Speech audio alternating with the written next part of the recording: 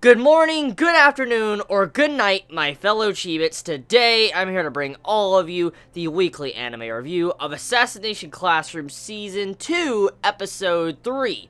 Now, this episode gives a lot of clarification to Itona's past and what he's went through, along with how he's going to be fitting in with our class.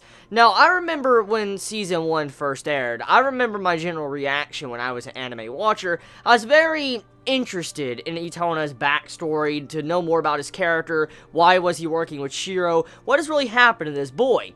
And when I first actually read the manga, caught up, and I saw this, I could not believe what I witnessed. We found out a lot of information about the tentacles supposedly being connected to the head of the person that has them implanted, and it can actually make them go crazy in a matter of 3 days, along with getting to see how far Koro Sensei will go for his students. I mean, there was a lot of revelations that were shown throughout the entirety of this little mini arc we just got.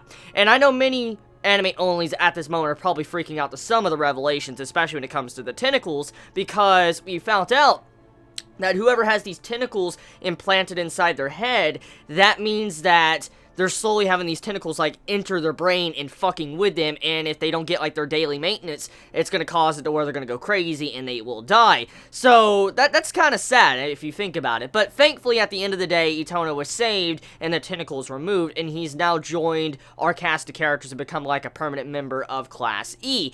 But getting into some really good, crucial details of what this episode is about, let's talk about one of the main critical points about this episode that many may have either A, kind of shrugged off and not thought about, or B, you thought about it, but you just didn't think it was of that grave of importance. Let's look at one scene in particular that happened in this episode. For one, when Shiro attacks Koro Sensei, when he's like in the store looking at the cell phone store, and Itona's there, I mean, he grabs Itona and drags him off, and you have the gas, like the anti-Koro Sensei gas hit, Koro Sensei.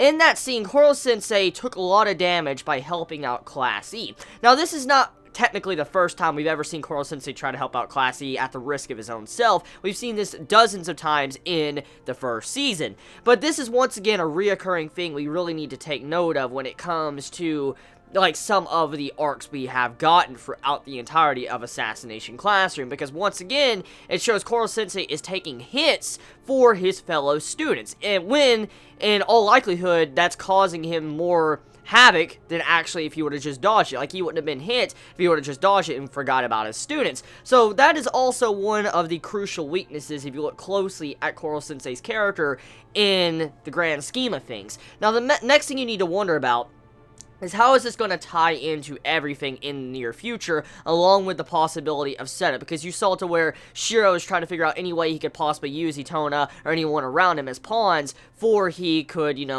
accomplish what he wants to do of going after Koro Sensei. So, I mean, there's a lot of things that could possibly happen, but it makes you wonder exactly why does Koro Sensei continuously do this, even though it risks him dying constantly or hurting himself. Now, besides that, getting back onto Itona's flashback, his story, we come to find out he was a part of a very large corporation. His dad, or his parents, controlled this big factory, and it wasn't the biggest factory. It was a small factory, but it was kind of big, and it had competition. And eventually, because of things that happened, it seemed like some of the co-workers left the factory, gave up the company secrets to other people, and also more competition came in to where, Itona's father's company kind of went under, which caused it to where Itona eventually was on the streets or all alone and did not know what to do, and eventually he sought after power. So we get this backstory, and I have to ask, Chibits, how do you all feel about the backstory of Itona? Did you enjoy that? Did you hate that? I mean, how do you feel about that? Because I know many liked Itona's character, and I'm curious exactly how everybody thinks about that said character development and characterization he got in this episode.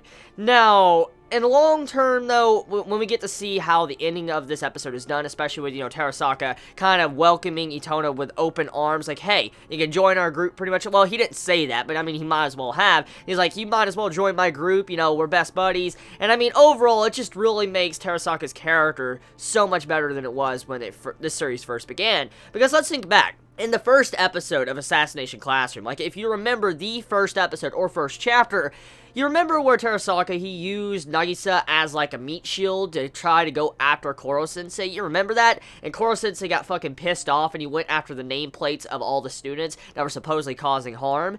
Well, it goes to show you how much development Terasaka has gotten over his journey and how much more chillax he is compared to how he began in the first part of Assassination Classroom. He's no longer just a straight up delinquent. He's a delinquent that knows what to say, along with being a very caring friend. So, good points to Terasaka for being a wonderful guy throughout this entire episode. So yeah, tell me your thoughts in the comments below. How do you feel about the plan of what Shiro did? How do you feel about what happened to Itona, and then also with the tentacles connected to his brain? Let me know all your thoughts. And also, I noticed that subtle, very subtle foreshadowing that was added into this towards the beginning of the episode. Now, there was some dialogue that was said that foreshadows some things. I'm like, what?